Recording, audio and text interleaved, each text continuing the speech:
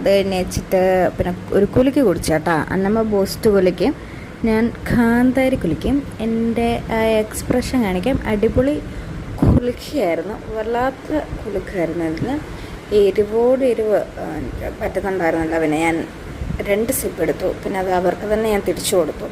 അവരത് കളയൂ, എന്തെങ്കിലുമൊക്കെ ചെയ്തോട്ടെ. കുലുക്കിയുടെ ക്ഷീണം മാറ്റാൻ ഞങ്ങൾ ബജ്ജിയുടെ സെറ്റിലേക്ക് പോയി.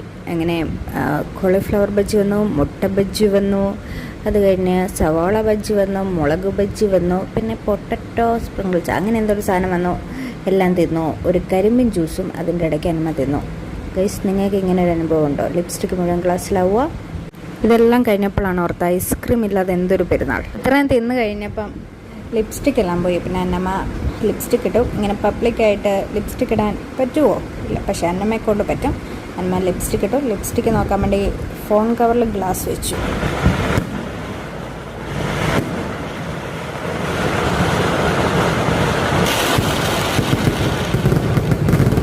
ഇങ്ങനെ വെടിക്കെട്ടൊക്കെ കഴിഞ്ഞ് ഞങ്ങൾ തിരിച്ചു പോയി ഗൈസ്. Bye bye.